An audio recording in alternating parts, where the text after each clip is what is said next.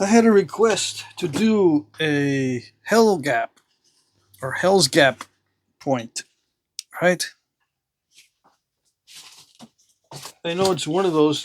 I think it's Hell Gap, right? But it is often confused with Agate Basin, Angostura, or they're in collections together. They overlap in time period, those three. But I'm going to try to make the Hell Gap the way it says in the book or online. If you look in projectilepoints.net, you can find it. There's examples of it. Some of them are small, 2 inches long only. Some of them can go up to 5 inches long. And they're very widely distributed.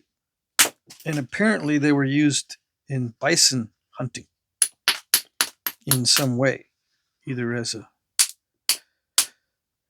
projectile or a handheld spear tip, something.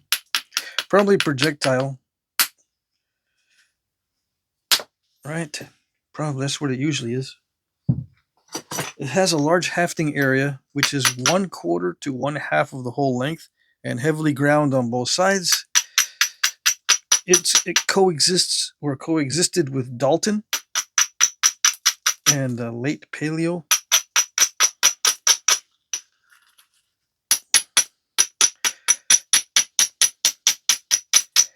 It spanned a large time span, 1,000 years at least, something like that. I just skimmed the reference books and the website. This is Texas chert, which they do exist in Texas. They're just called Angostura, I guess. I don't know. They don't call them Hell Gap in Texas. If you find one. But yeah, they range up and down the plains from Canada down to Mexico. According to projectilepoints.net. So they were very widely distributed. Now, they're easy peasy points to make, comparatively speaking. So I've got a feeling that if someone wanted me to make them or make one, they're not looking for the ones that are easy peasy. They're looking for the fancy ones that have the collateral flaking. Flaking going in like this on both sides and not that random. You know, kind of almost patterned flaking. Yeah, surprise, surprise. That people want to see pattern flaking. Well, I'll try my best to do something that looks like intentional patterning on the flaking. How's that? If I can manage it.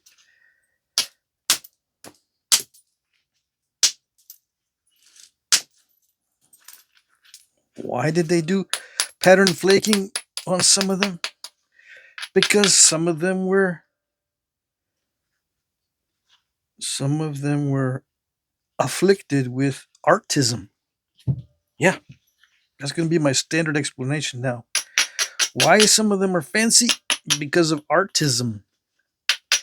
It's a psychological condition that you have to make a fancy point. You just can't stand yourself unless you make a fancy point. It's not even necessary. Some guys back in the day were probably going, come on, what's taking you so long to do that? I gotta do it perfect. We gotta go. I'll catch up with you. Just leave me alone. Yeah. You gotta be artsy fartsy about it. That's the only thing I can think of because there's no practical purpose for making them fancy. It's always some impractical purpose or as a gift. Now, there's one more thing other than artism that explains why some of these were fancy. And I don't know I don't know if I should get into it all that much, but it has to do with sacrifice. Sacrifice was a part of many ancient religions. And how that relates to Flintknapping is you make the best thing you can possibly make, and then you sacrifice it. You donate. You in a ceremony you bury it with somebody, or you bury it as a prayer, or with a bunch of other items that are offered up as sacrifices. You give up your best talent and your best item as a sacrifice for the benefits of the sacrifice. In ancient religions, there's always a benefit to sacrifice, or it is a way to shield you from bad luck if you sacrifice something. Like I said, I don't know if I should get into it all that much, but the two most likely explanations for really fancy stuff, in my opinion, are artism and sacrifice. Not really as gifts, although I think that's possible too. But I think it was more common to be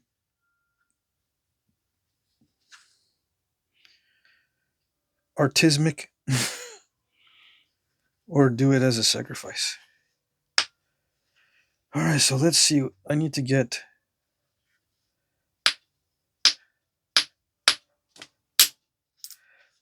this curve out of this. I need to make sure this is going to be relatively thick, because these things were not thin. Nope. They were thinned, but they didn't end up being thin. You know what I'm saying? They did intentionally thin down the stems, but they weren't all that thin.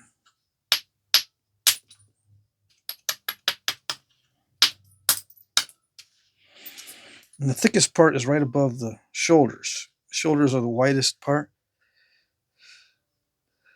The stem is tapered nicely, as far as I can tell. As usual, there's no side views of these things in the books in most cases. There's plenty of side views of Angosturas and stuff.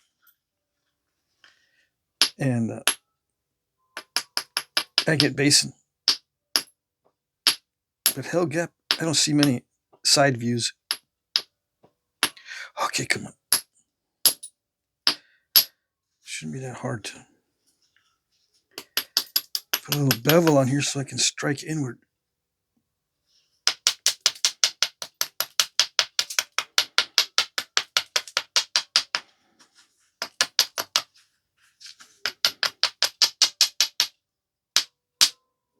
I'm using a small bopper because I don't want to snap this in half. I have a feeling this is a heat treat because it looks a little bit too glossy for a raw, and it doesn't really nap like a raw piece. Yeah. Let me see. What am I doing here?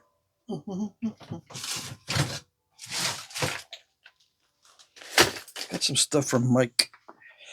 Let's try that. This? Maybe? This? That might be a little too heavy. I don't know.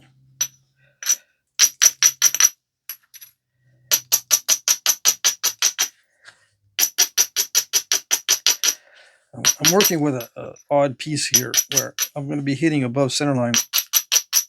It's not that bad. I mean, you can do it, but it requires a little bit of focus. Yeah. So you can do stuff like that.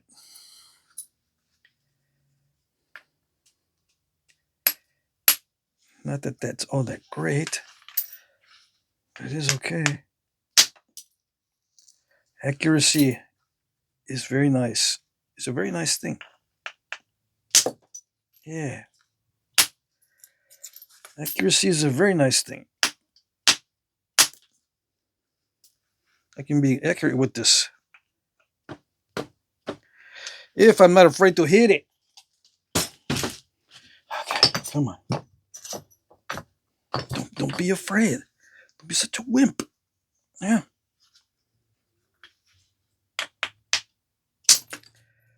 Yeah, there it goes. See, it wasn't so bad. My brain's going, I don't like it. I don't like it.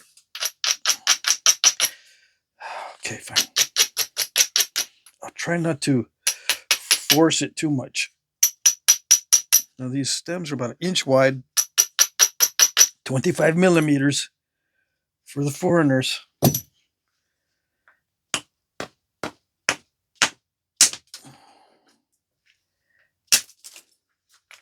Yeah, the foreigners, the ones that use the measuring system that makes sense. Yeah.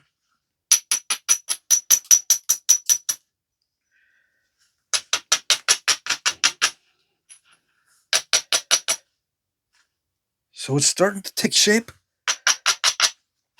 So as I don't mess it up.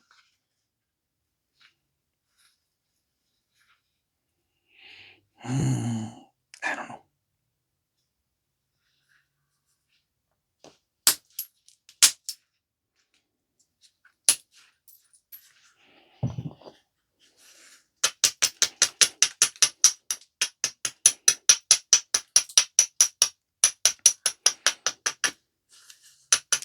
When I intentionally leave it thick, sometimes I leave it too thick. Yeah. Not used to it. Not used to intentionally leaving it thick.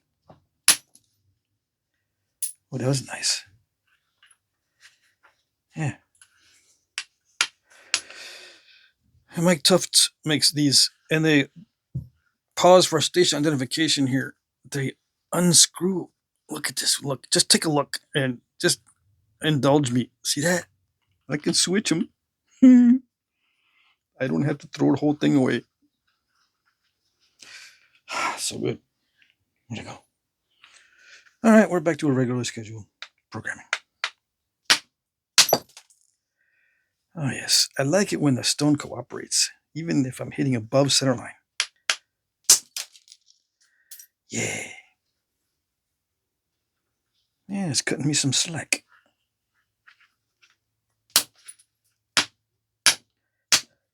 You can't do this with all stones? No, you can't. It's got to cooperate. Sometimes it's just too tough to do this.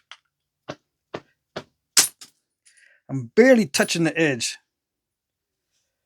so to speak. That's why I miss a lot. Because I cannot hit way too high on the edge, because it'll ruin the thickness of it. It's got to remain thick. But I still got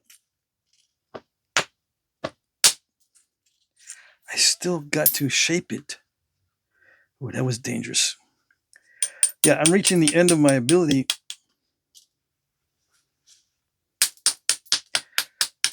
with the bopper. Reaching the limit of my ability to be accurate with the bopper. Now, some people are extremely accurate with these types of tools with boppers, but for some reason, it takes me too long to get practiced up to be accurate with these. I can get a lot more accurate than this if I just practice up with it. I just don't focus on it. For me, the boppers are for preliminary stages that are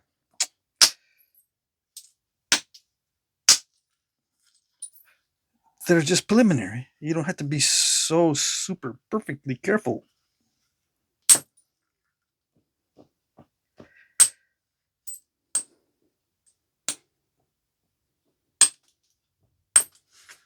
Yeah, you don't have to be so careful with the preliminary stages.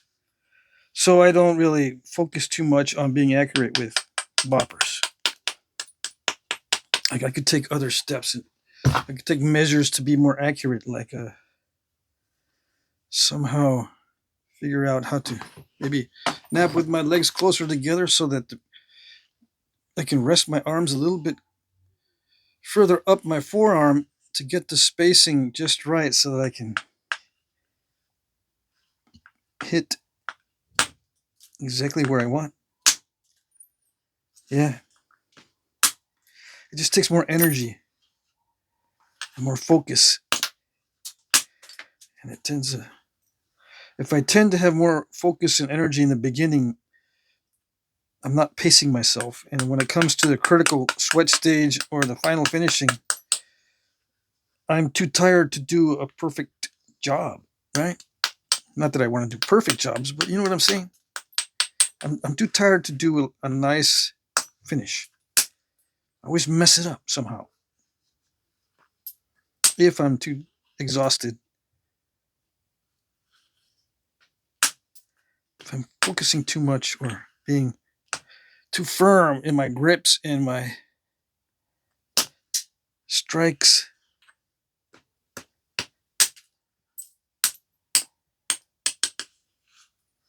and stressing over the hits. Yeah. So that's why I don't focus too much on the percussion work, but on direct percussion work. I leave the fine work for indirect percussion. Yeah, no sense in messing it up with direct percussion when I don't have to. Indirect percussion leaves me less tired. Yeah, I gotta watch the diving. I think this has a tendency to dive, this particular shirt. It has some translucency. Yeah, it's gonna be good. All right, so I'm going to switch now to the old brand new. This is my old 5/16 flaker. I flattened one end so I can do some notching. Anyway, that's the new one's 12 inches long. The old one was 12 inches, but after a while, it gets ground down a lot, and I can't hold it very well behind my knee.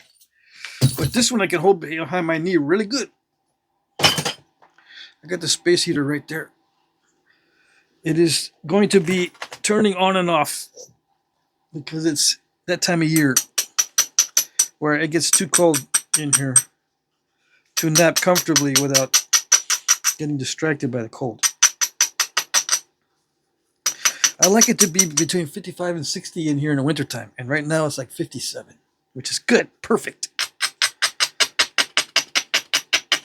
Don't like it too hot because then I don't get acclimated to the weather outside.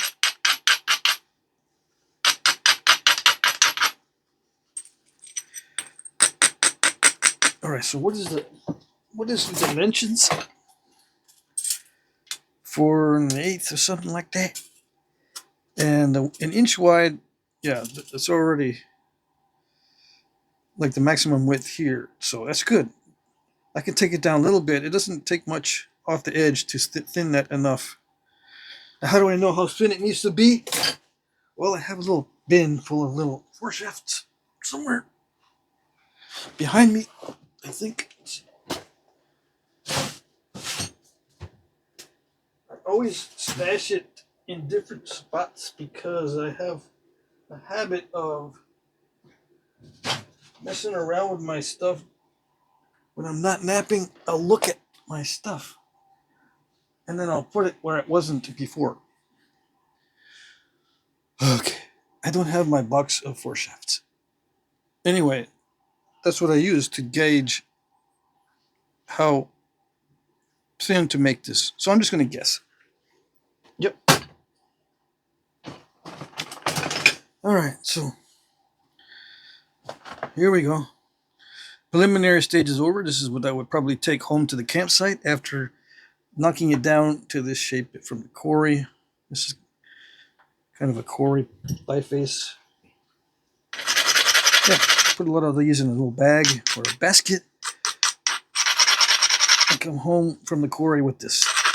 These won't break on transport. You know, you don't have to worry about dropping this and breaking it.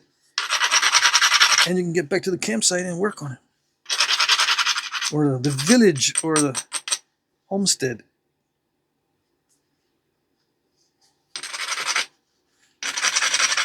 Yeah. Okay. Or the hunting camp. Whatever.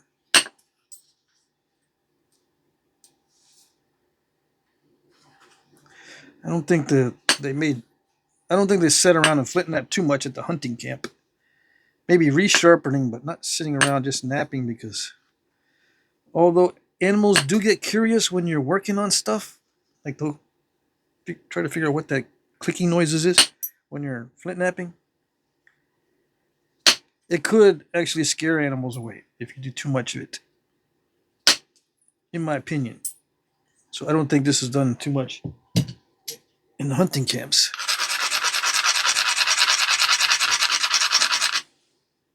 Not the loud napping, anyway. Quiet little snap, sharpening napping, yes. Little snap, snap, snap to sharpen these or resharpen them. Oh, this material is cool. It's nice. It's awesome. Glad I thought of it. I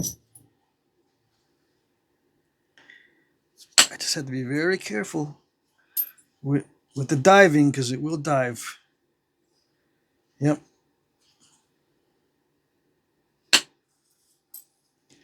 In the book it said, or in the website, it said these are sometimes very, very carefully thinned on the stem. So I should probably do it, because no one wants to see the easy peasies, the crude and rude, so to speak. Those are the easy peasies. If it's crude and rude, it's much easier than fancy schmancy. Yep. Everyone wants to know how to do the fancy schmancy, because we got a bunch of people with artism in the audience. Yep.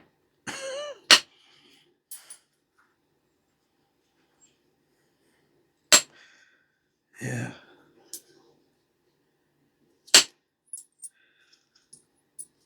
Good thing there's no cracks in this. Yeah.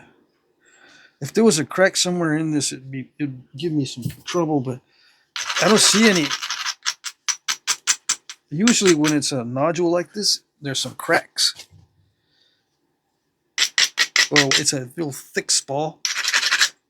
Not only was it not cracked, or is not cracked, it's actually heat treated all the way through, it seems. Did I heat treat this? I'm not this good at heat treating, because my setup is pretty primitive. I've got a friend who has a kiln that he treats this stuff to perfection. This root beerish looking stuff. Yeah.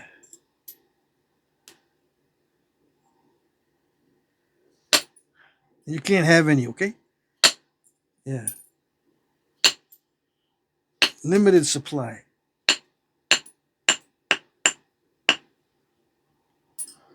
One of these days I'll get a kiln. And I will get one, definitely. Because as I get older, I want things to get easier. Yeah.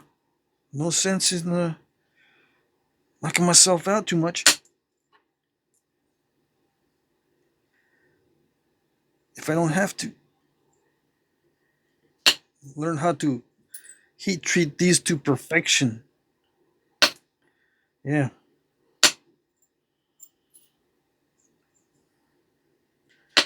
These translucent cherts, because they're so nice.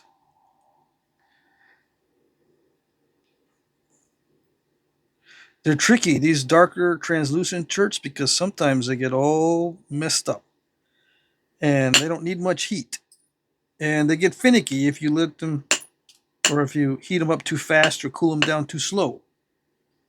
Oh yes. So what did they do back in the day? Well, with finicky stones, you don't heat treat, even though they come out nice. If it's going to be too difficult to heat treat, if they have a very narrow range, for example, like you can't go under 275 or above 300, that's only a 25 degree Fahrenheit temperature range. It's very difficult or almost impossible to achieve that range with a normal fire. You got to get lucky. But some stones, they'll heat treat just fine between 300 and 450 degrees. Anything in there will make them easier to knap. That's a wide range. So those are the kinds that are easy to knap or easy to heat treat back in the day. Yeah. And you can do them over open fires even. You don't have to bury the stone or build a special oven out of dirt or that sort of thing. Yeah, you can build little ovens out of dirt or what they call they can make something out of earthenware. It is clay, but it's not fired to very high temperatures. It hardens just enough to make a structure. Yeah. So you can make a structure out of clay and earth that's rigid enough that you can make a dome and then put a little lid on it or something.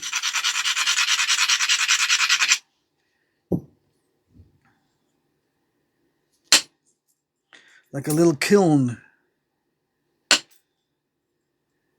Anyways, I wish I had the motivation to do a lot of that earthenware type of experimentation, because they had earthenware before the pottery for thousands of years. It doesn't survive because it's not as stable as pottery. It is very susceptible to water damage. It will dissolve even though it's been fired to a high temperature. It's just not as hot as regular or proper pottery. Okay. So what I'm going to do now, I'm just going to keep regularizing it until I'm done. That's all this stuff is. These paleo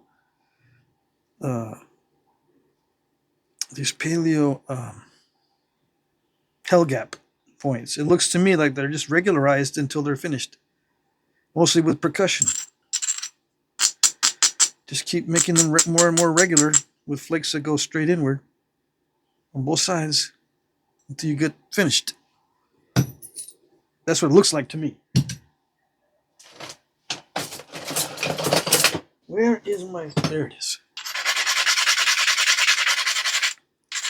Why am I abrading a lot? Why am I abrading a lot? Because I want to be able to hit a small spot, and it has to be nice and robust in order for it to run a flake to the middle. Although I don't need to hit too hard with this heat treat.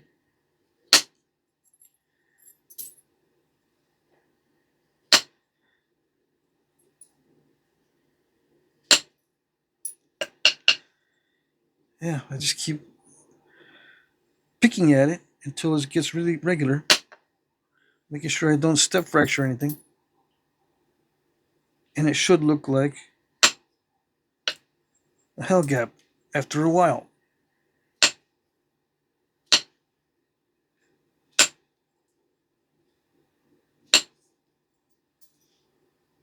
Yeah.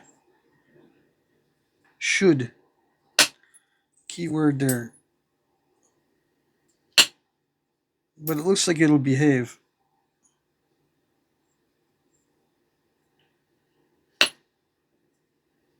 Yeah. It does look like it will behave.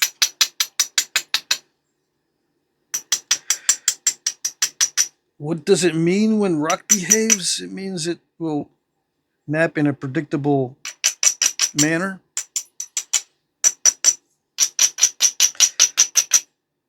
Not too many inconsistencies. Not too much weirdness in the stone as far as one side naps well and the other side doesn't. Well behaved means there's not much surprises. No surprises. All rock has surprises, but if it's well behaved, there won't be big surprises. Yeah. No unexpected surprises.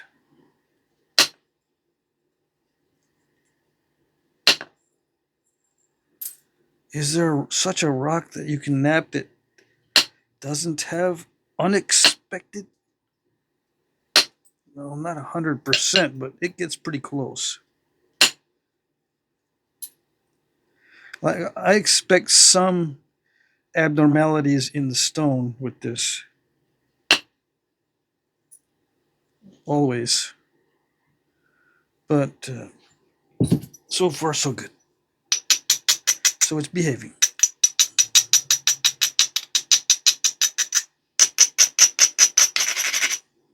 Enough of that. It's thickest right above the shoulders. So I think we're going to put the shoulders like 1/3 of the way up. Divide it into thirds. The shoulders like right here, which means it starts to constrict a lot right there, and it looks like there's going to be a wideness. Maybe I'll put a little bit higher. Put the stem maybe that high. That way it is thickest right above the shoulders.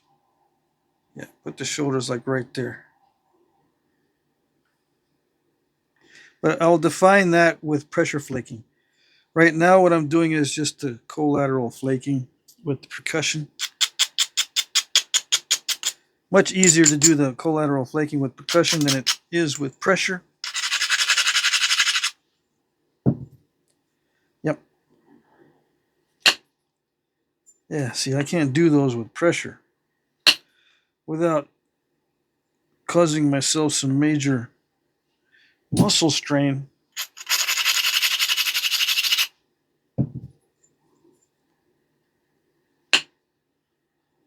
Yeah, not supposed to do that. I'm supposed to be regularizing it with a bunch of non-steppy flakes. No steps. Good thing is on these, the bottom here, the very base of the stem can be convex or concave or straight on the hell gap. They're variable. I like it when it's variable because it makes it easy peasy. I hit something. I think I hit the workpiece with the mallet. All right, hold on. Oh, that's not good. The edge, I need to strengthen the edge. Not dull enough in precise areas. As I get more and more regular, I need to be more and more precise. What the heck is going on over here? What in the wide world of Flintknapping is going on back there? I'm going to put a little bit of extra pressure on here.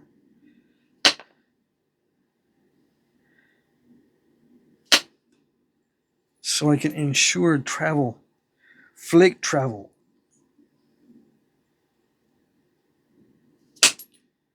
Yeah, like that. It's easier to control the flake travel with a little bit of added pressure than it is to try to increase the force. Yeah. I don't know why. It just works a little bit better. But you got to be careful. I only do this with thick points because if you slip, you can hit the workpiece with your mallet and you don't want it. No, no, no. You do not want that. Yeah, like that. That's the way to do it. To the center, not beyond.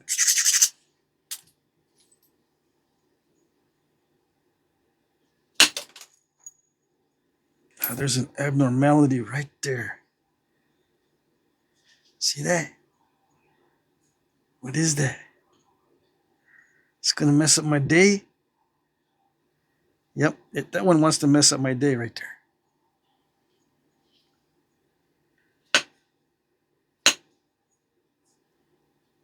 Dang it. Okay.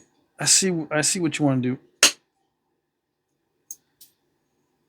Yes, I do. I see what you want to do. You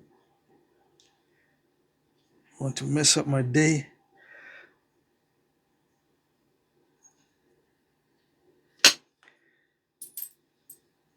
Thought you were well behaved a little while ago. I didn't see that little dicey area. I suppose not.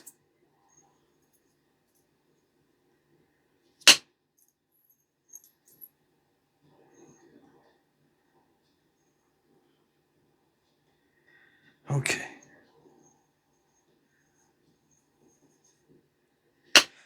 Just keep it regular. Just try not to do anything fancy. Just regular, um, smooth surface. Just like that. No fancy flaking.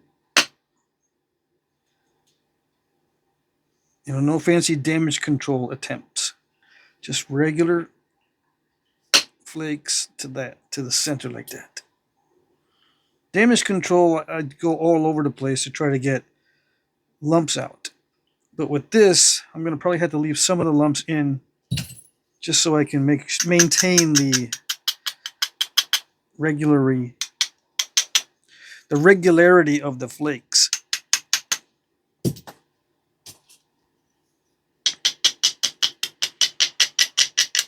For you guys that want to see it, a fancy one. They want to see a fancy one. Because they were not all like this.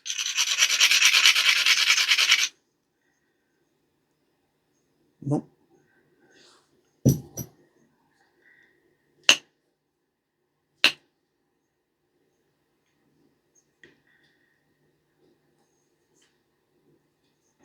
I go by the book. It says a lot of these are randomly flaked.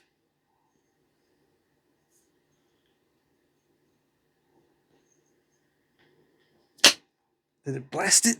It blasted it right through that. That's what I like. Yeah.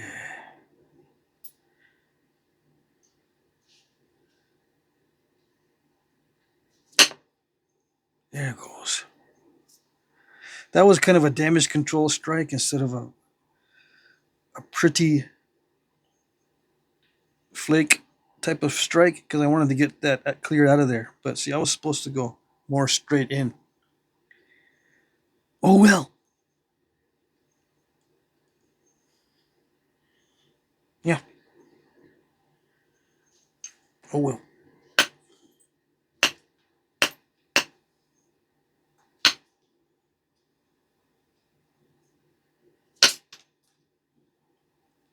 That almost step fractured right there. What time is it?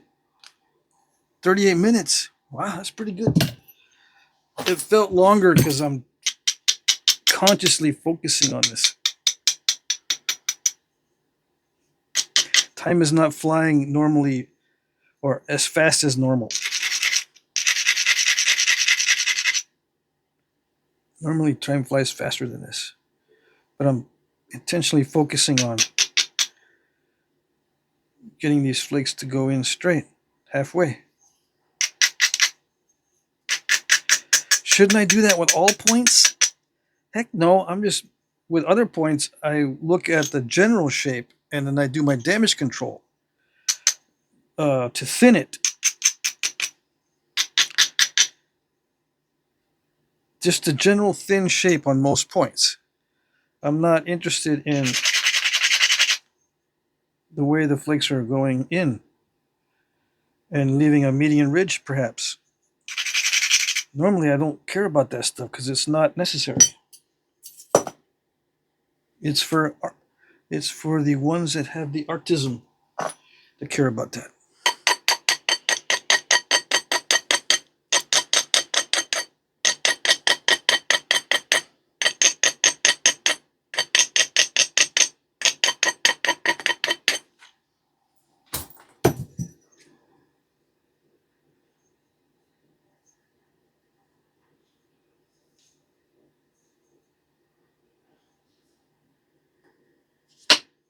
No, that didn't work.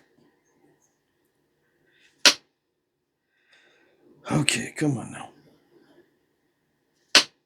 Yeah, I know you want to do that, but can't be doing that. Because I'm going to get, if I'm not careful, the incipients are going to start landing on the edge.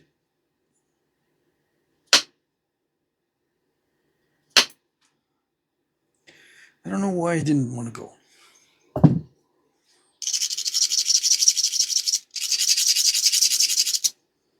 I'm trying to be too persnickety. There it goes. I knew you could do it. Yeah, see, I knew the rock can do it. Yeah. Okay.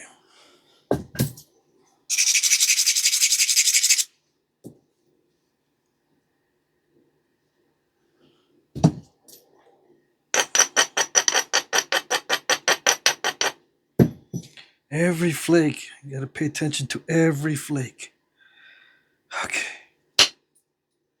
Every flake is an exercise in maximum control, almost. Some of it overshoots a little bit.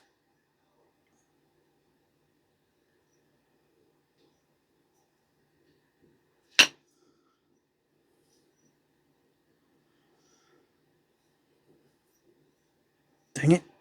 Not supposed to overshoot that much.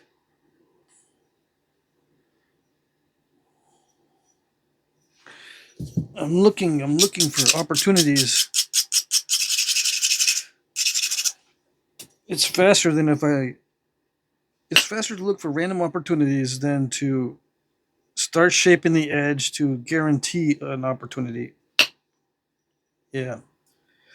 If you try to guarantee opportunities, it takes longer. It might be more effective to guarantee the opportunity in a certain area. It just takes a lot longer because you got to shape the edge just right, and you usually only get one shot. I like to have multiple chances to get the flake I need. I got to make sure it's going to be thickest right above the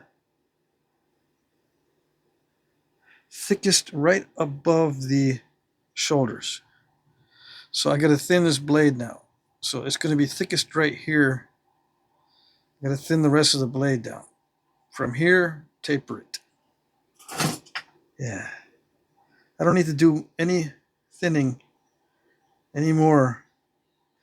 That's an odd flake there. It should have just gone to right about here, but it carried over.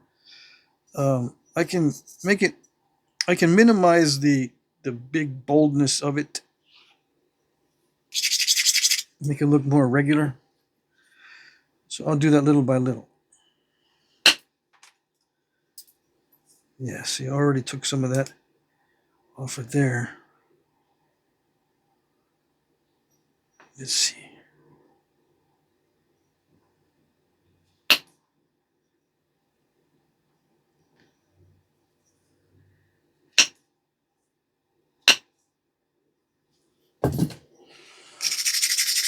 Okay, so from I gotta thin this part and thin that part. So you'll see as the time goes on, this will be end up the thickest part right up here. I'm gonna thin this down and thin this down. All right. And I'm not sure if it said thickest just above the shoulders or above the shoulders in general.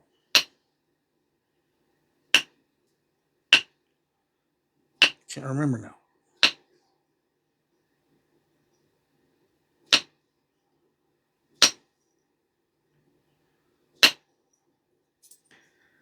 I'm trimming it so it'll be easier to grind later on. Hold on. This base is probably getting a little bit too narrow. I gotta watch it.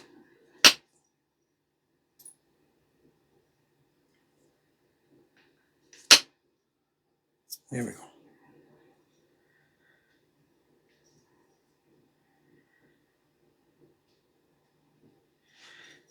Here we go.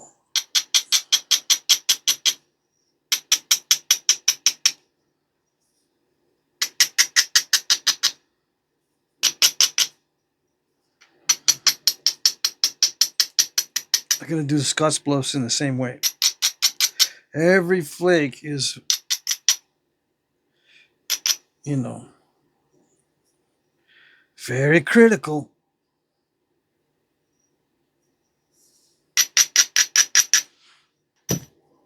I suppose if you do hundreds of these, it doesn't take as long. But... okay. Come on now.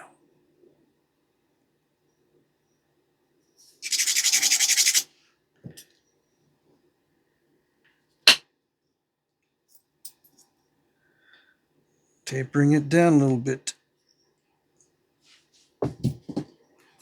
Again, with the going a little too far there. It's all right.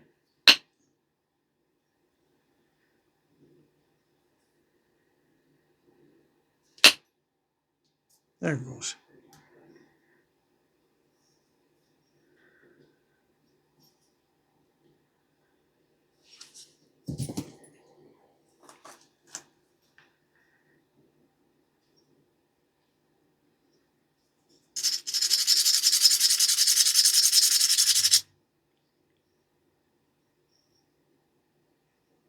Taper the stem, taper the stem. I think it's probably tapered well enough. Dang it, is it blurry? Better not have been blurry that whole time.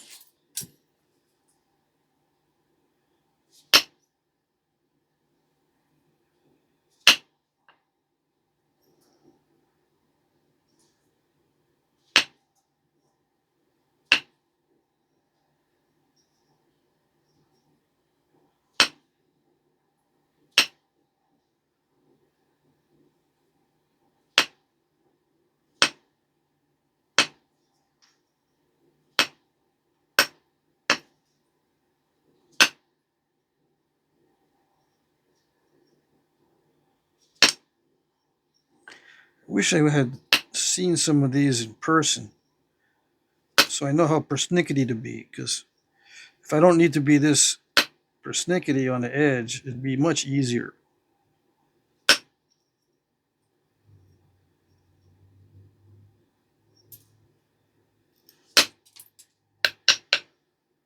Dang it, that's not it.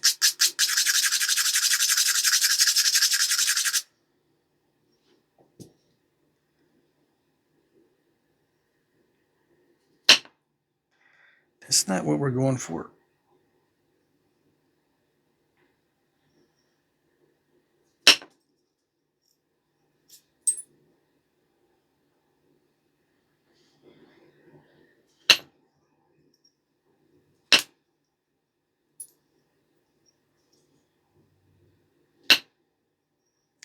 Yikes. I slipped on that one.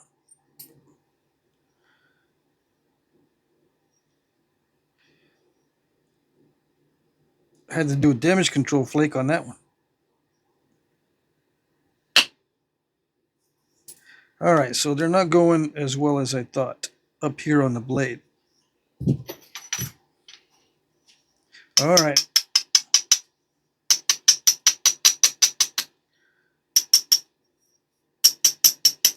Not going as well as I thought they would go.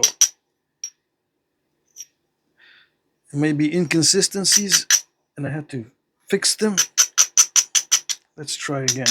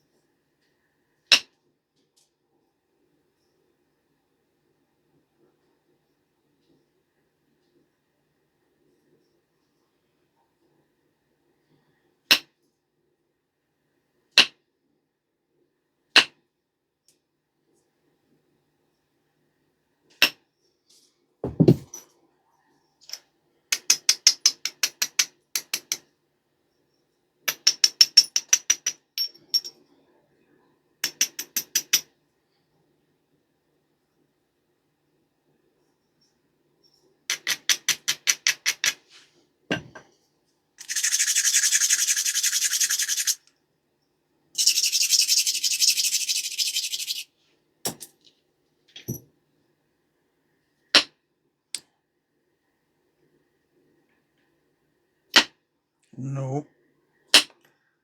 Okay.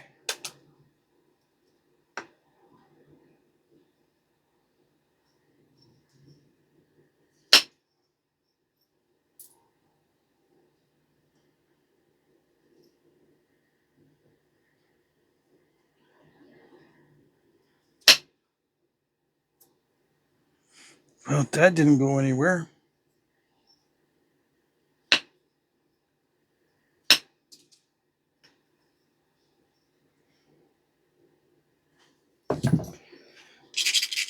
Okay. I gotta leave it thick there.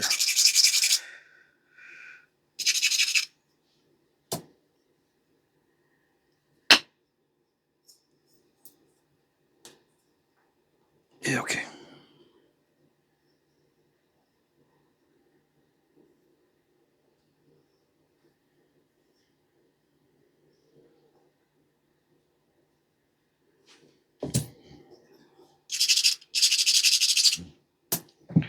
Yep, it is difficult to do both the shaping and the sharpening at the same time. I gotta make sure it's sharp and well shaped.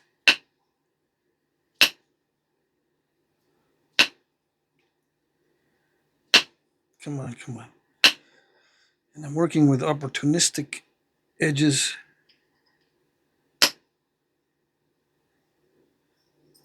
It doesn't always work exactly right.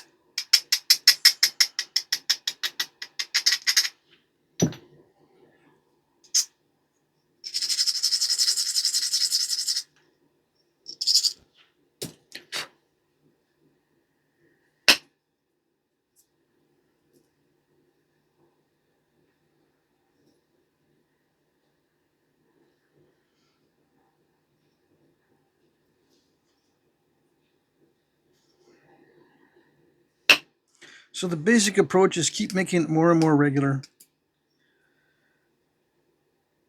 The flakes will eventually start doing their thing and look like they're all meeting in the middle. As long as you don't mess up any of them.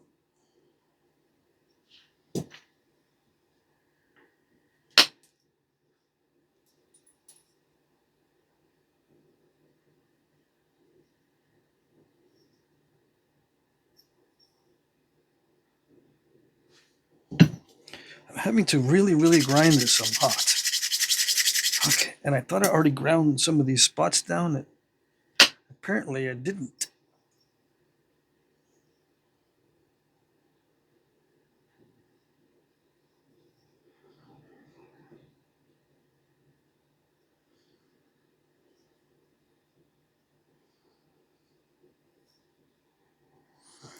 Okay, so I'm not going to mess with it too much longer.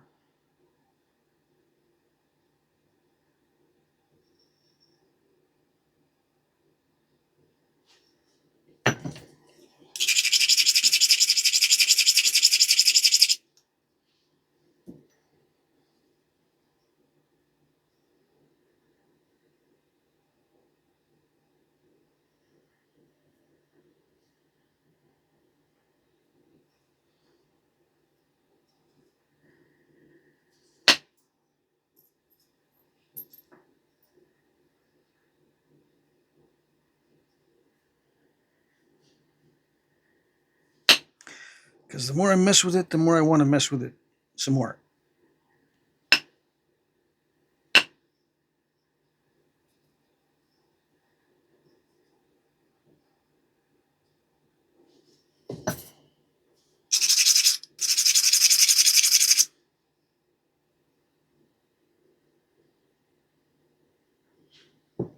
There's always opportunity to make it look even prettier. But it could mess up anytime. Anytime I could mess it up. I almost messed it up right there.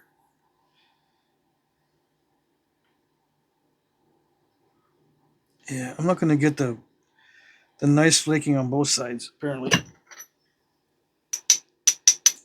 It's hard to nap through this area.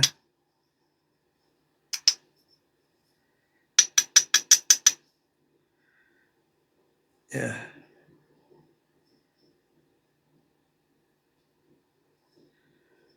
I think that's it for the shaping.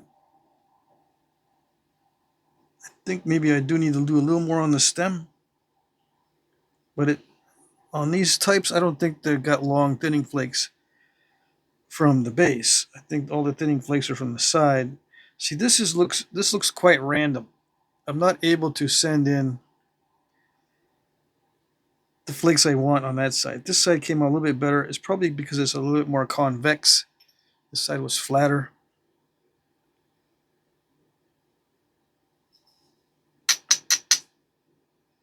And every time I try to send a flake in, it just makes it even flatter.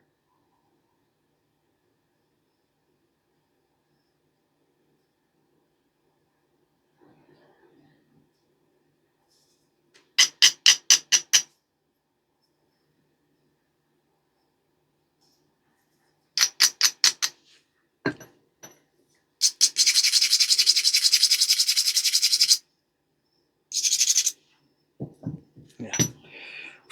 Let's see.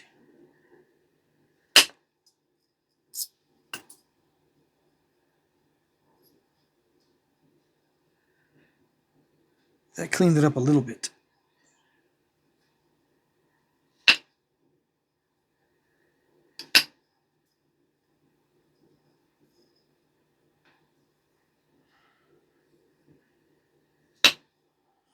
Yeah, so having to do a lot of little persnickety flake removals, not all that interesting.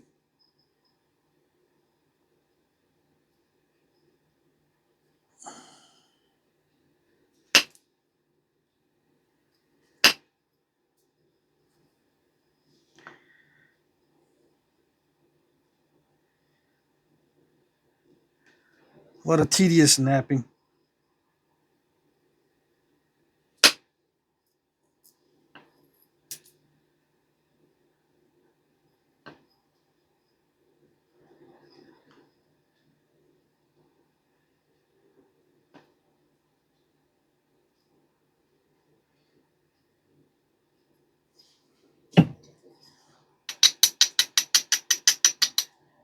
And it might even be blurry the whole time. So I'm trying to focus on the point.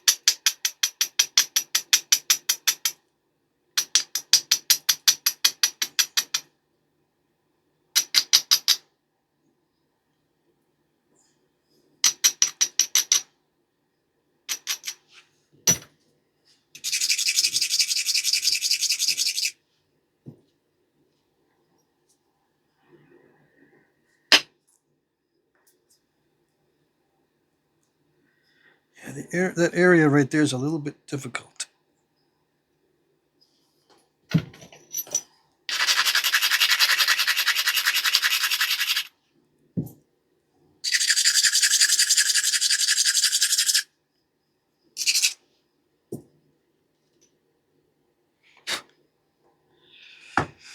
Let me see.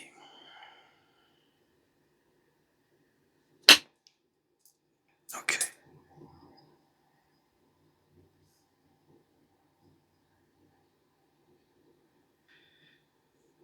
That wasn't too bad, but I didn't cross the bridge.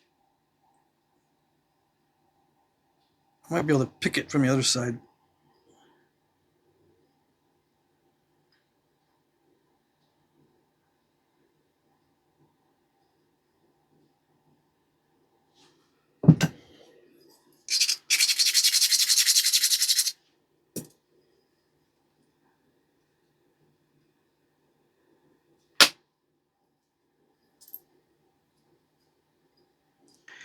Yeah, a lot of persnickety napping.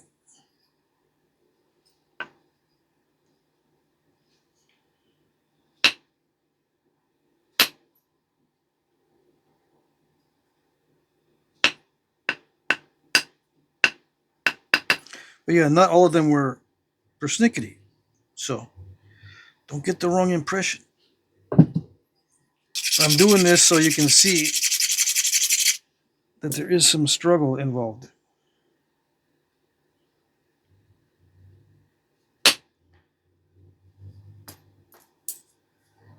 I'm supposed to be good enough that I'm not struggling, but I am struggling.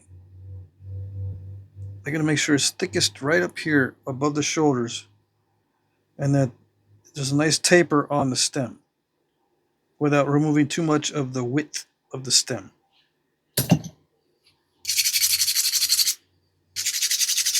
And making it easy to grind down at the end, which means it can't be all wonky.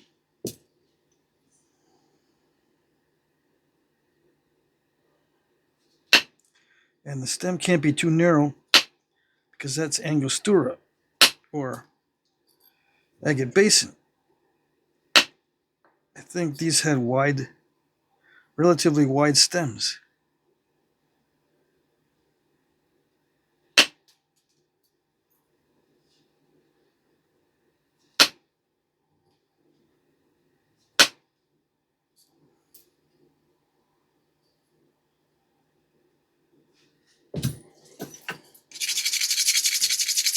I don't know.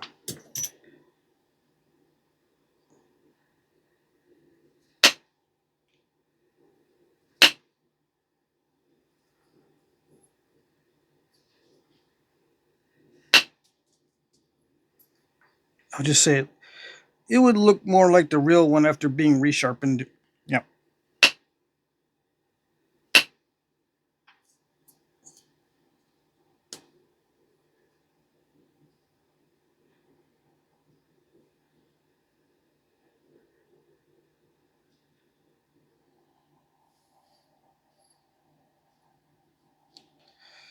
Okay, so it is thickest up here.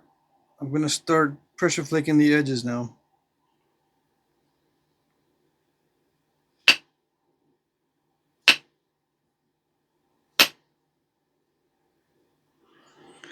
not sure if I like the stem. I see a lump right here, but I already tried to get it out. I don't have any more width to go in there and remove any more off of that lump. It would take too much off the width. So you can see the flakes are kind of random, but they go to the center mostly. There's not a lot of overshooting of the center.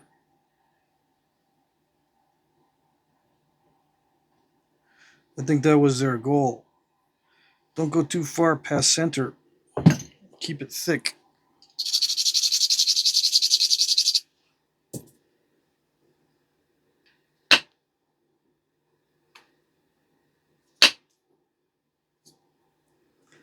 Don't crunch it. That side is crunchy. Yeah.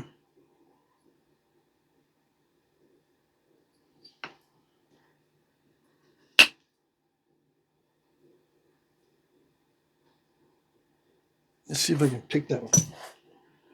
This one here.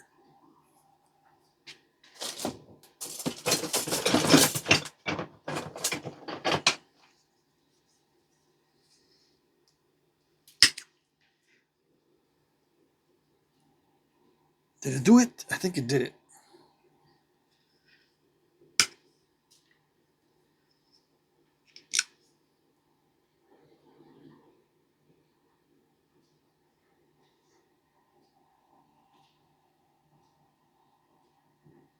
Okay, so finish it out.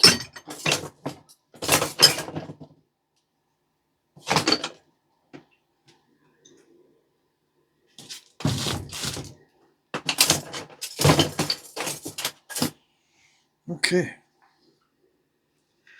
So now we can be all nice and relaxed, right? Right.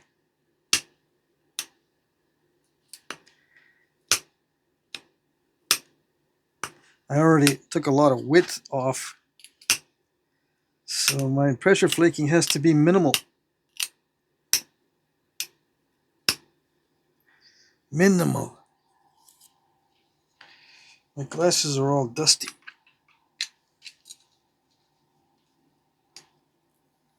There, that's better. Yeah, all that grinding. Okay. Can't be doing that.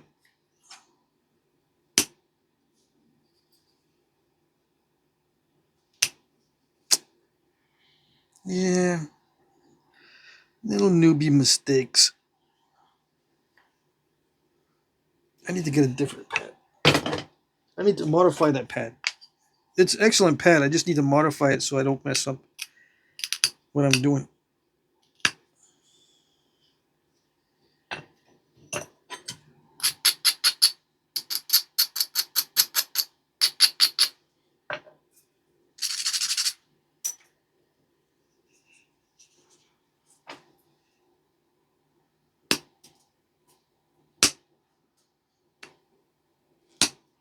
What modification does the pad need? This one is not domed enough on the edges here. It's got to be domed all the way down, all the way to the end, and it's got to have a chamfer all the way around, like a 45, and completely domed, and not as wide. Needs to be. I need to cut off about, I don't know, 3/8 of an inch, or 3/16 from both sides. Then it'll be perfect. Doing it again.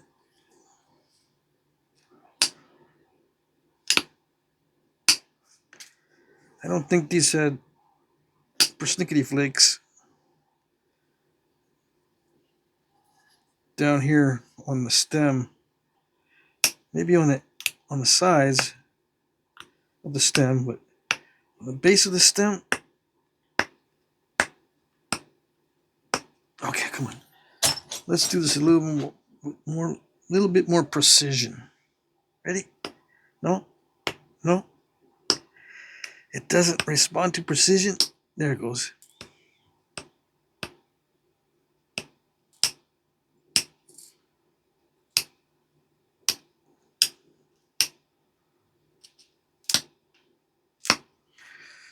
Okay, come on.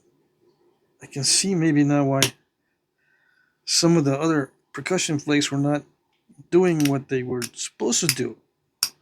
There's little hard spots, or it's inconsistent. Could be.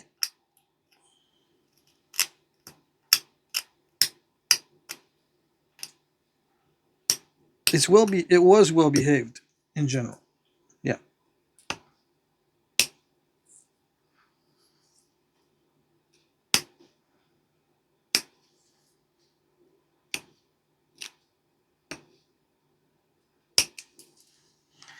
Yeah, not supposed to do that. That whole flake was wonky. That one that I took right there, the whole situation was not good.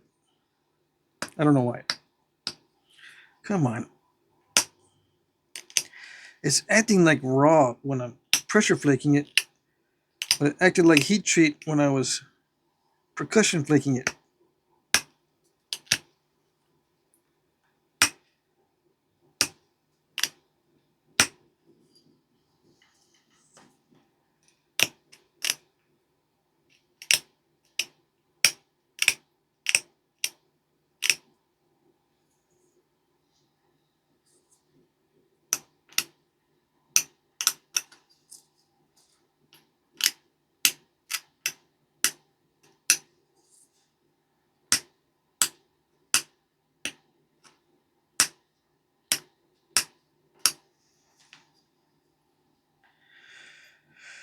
Oh, that's a bummer. But can I take advantage of that to send in some other flakes and make it look prettier? Probably not.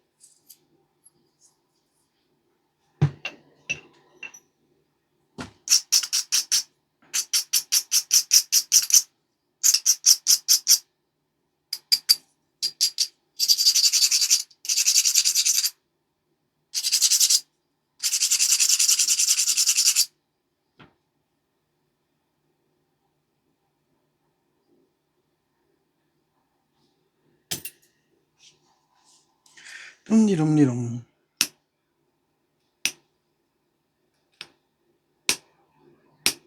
Tedium. Tedium has set in.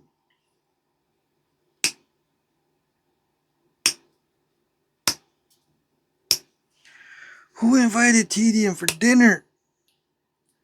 I didn't do it.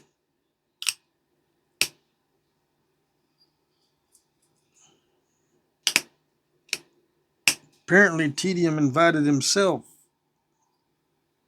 Isn't that always the way?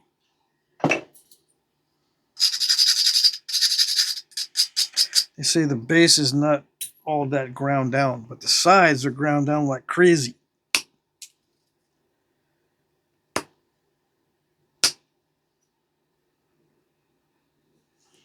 I think some of these might even have cortex on the base. Should I go that far out on a limb to say that? I don't know.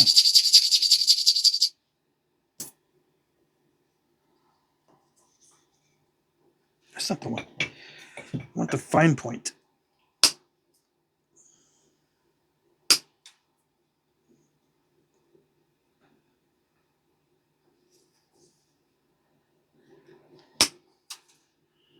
Yeah. Fine point gets in there and does the job. Yeah, it's not afraid to get in there.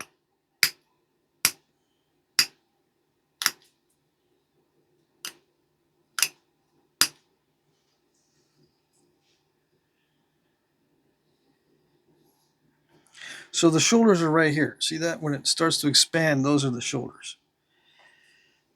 That's what they call the shoulders on this one. Now, if I don't mess them up, they'll stay relatively wide.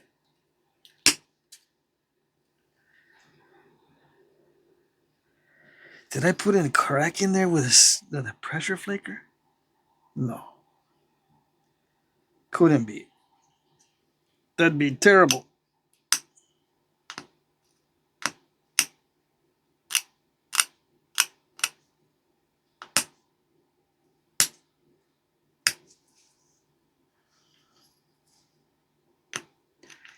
How persnickety were these on the edge? I don't know. Somebody tell me. Somebody tell me before it's too late. And I persnicketify the edge too much.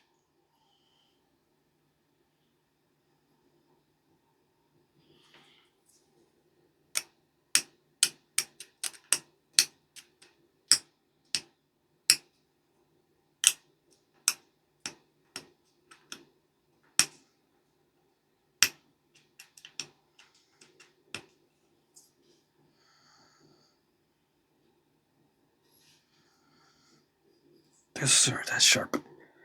Nice and sharp. Yes, yes, yes.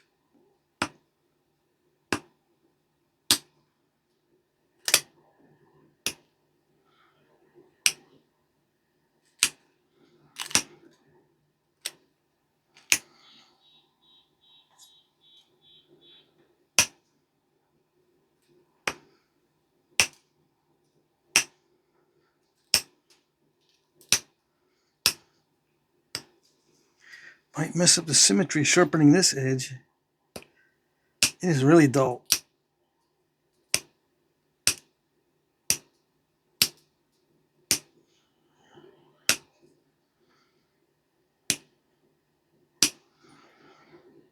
Dang it.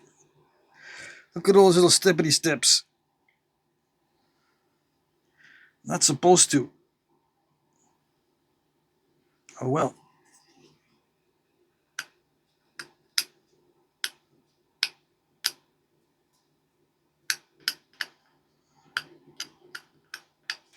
Come on. This is so slippery. Use copper, dude. It don't slip like that. It does if you harden the copper. If you harden the copper like you guys always do, it does slip. So don't be saying that.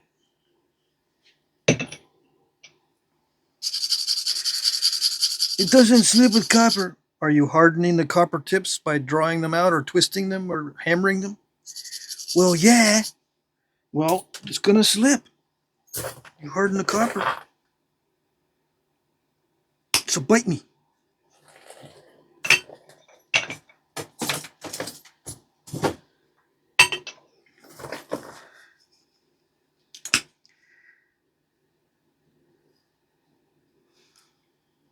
I want to get rid of all those step fractures. Why does it do that? I haven't got a new phone yet. Nope.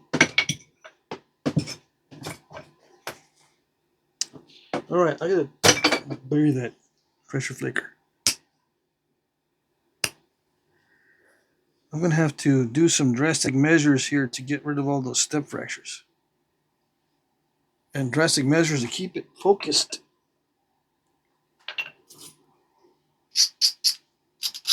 Dang it. Oh well. I don't want those step fractures in there. I mean, they don't matter. It's still effective. I just don't want them in there.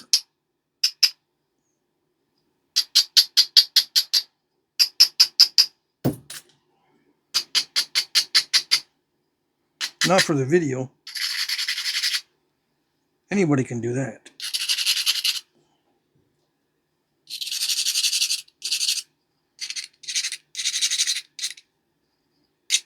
Supposed to see how not to do that.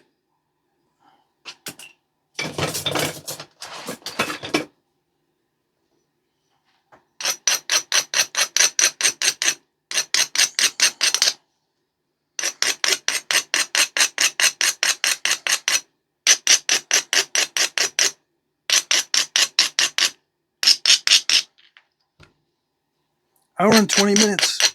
That's good because I didn't want to split this one up. I'm getting sick of this point, but not sick enough to mess it up.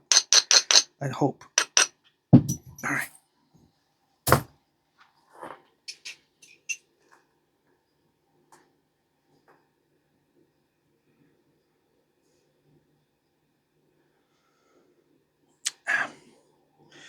I don't know, dude.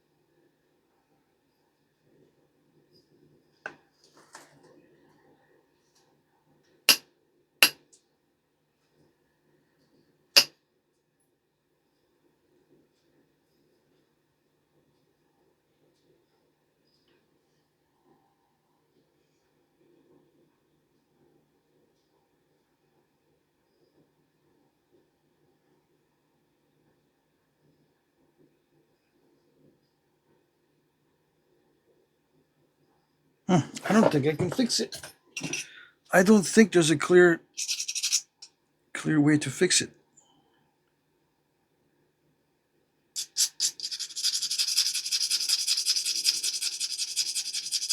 It's too steppy.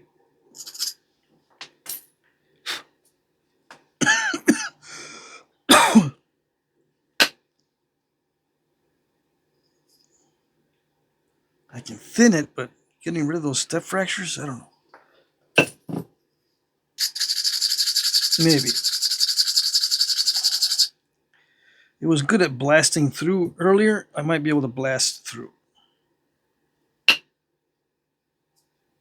Come on. That one snuck around the back, and it didn't do it.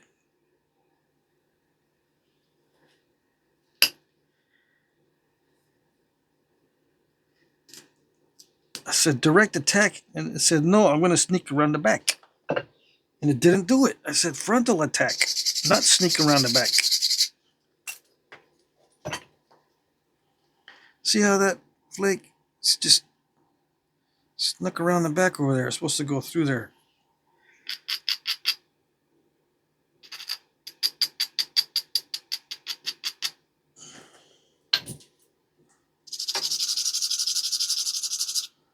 Hey, you're just making it up, dude. You know you can do it.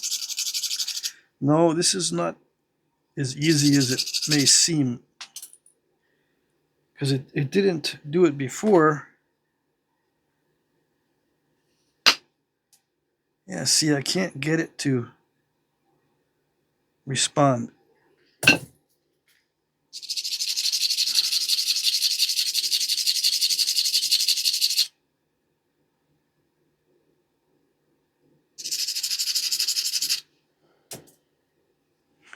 I don't know.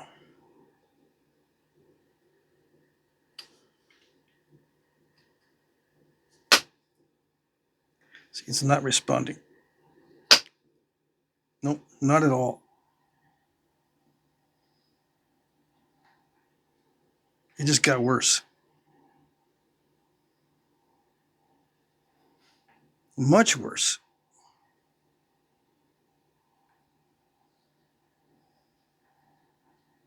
That took a turn for the worse, didn't it? Yes, it did. It's not responding at all. Okay, so either there's some weirdness in the stone or the previous flakes messed it up. The incipients and the regular flaking messed it up, but I was not able to persuade that stone at all. No, I had to clear that completely off.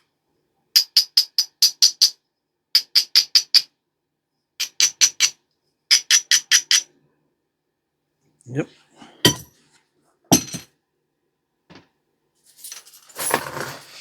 Okay, let's see.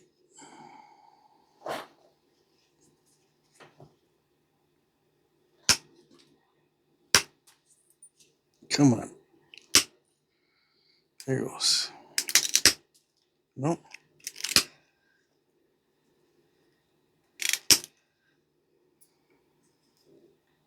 Something in there.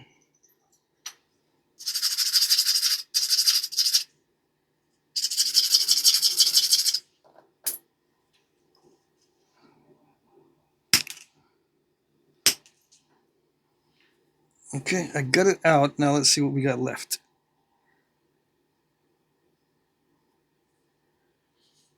Why didn't I do that before? Because I didn't think I needed to. I thought it would respond. Yeah.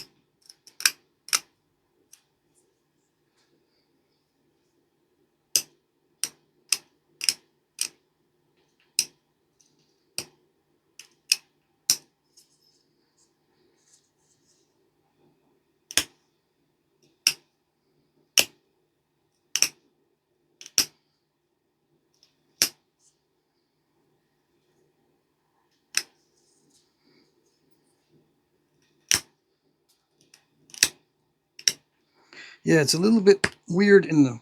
There's a little bit of weirdness in the pressure flaking with this material. Okay, so I'm not going to mess with it anymore. That's going to have to be good enough.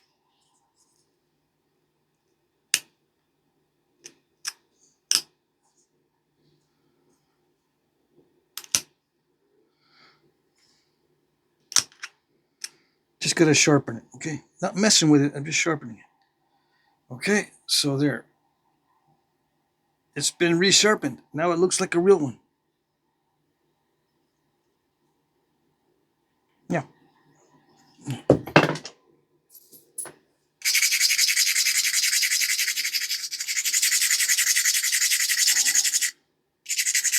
Heavy, heavy grinding.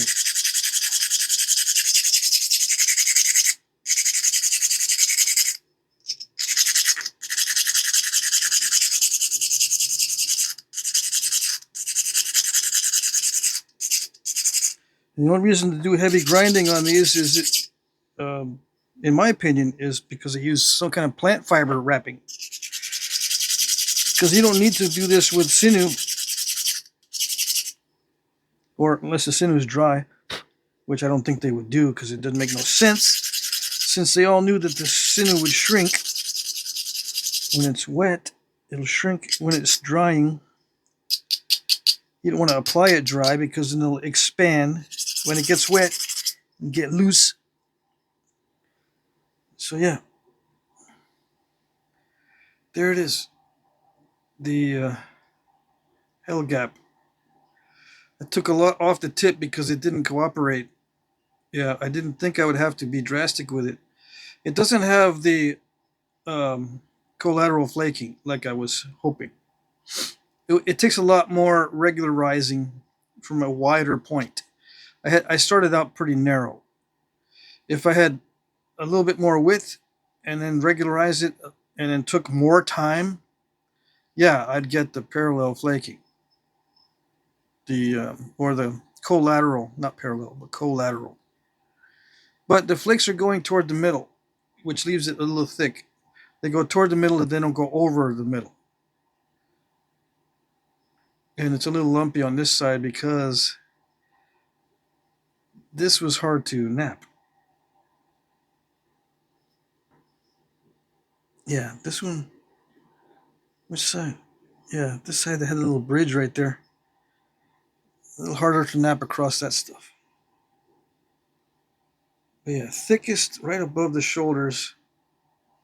And it tapers down both directions. The stem can be up to halfway up the point, a quarter to halfway. So that matches that. And it's, relatively thick. I just didn't get the collateral flaking.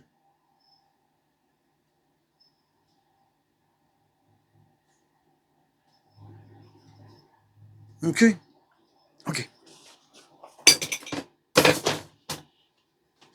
It drives me nuts to do the collateral flaking, but I will do it. I might, take up to 3 hours on a point. Normally, I take 45 minutes tops when I'm not on a video. If I'm just doing it myself, I'll take 45 minutes. I gotta up that to 3 hours and 45 minutes. I have a feeling on some of these Edens and Scots Bluffs, and maybe even some of the Angosturas with the flaking that's fancy. More than 3 hours to do those. Why so long? Well, explaining it on video adds time to it, and then on top of that, I gotta make sure I don't mess up the flakes. I gotta prepare each flake individually. I was starting to do that on this one, and I still couldn't get, a good pattern going where the flakes look the same pretty much all the way up. They kind of achieved the median ridge type of deal, but they're not regular, not the same size all the way up, basically.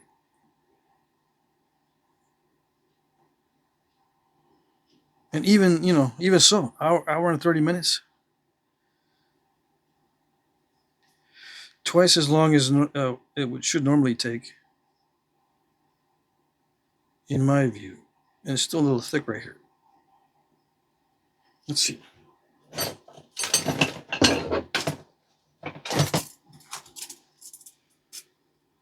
Yeah, so it's within range. It's 7/8.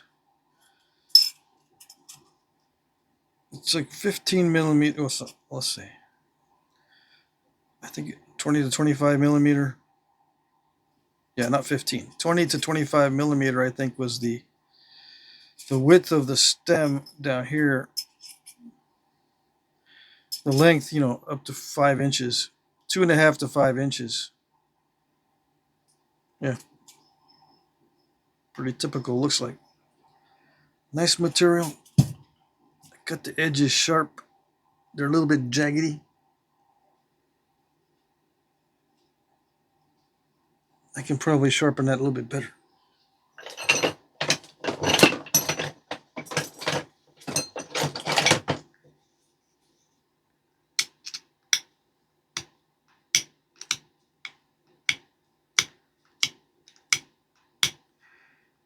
Those spots right there.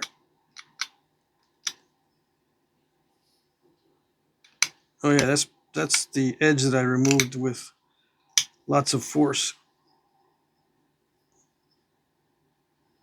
Anyways.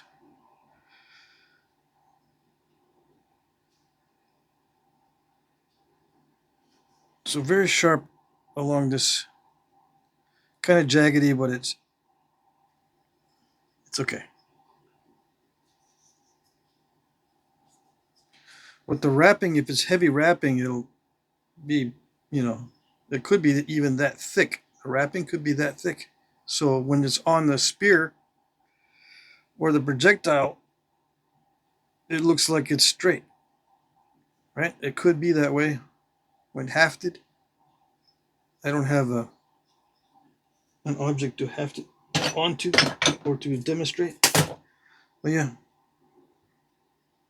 nice strong point. Okay. There it is. That's it.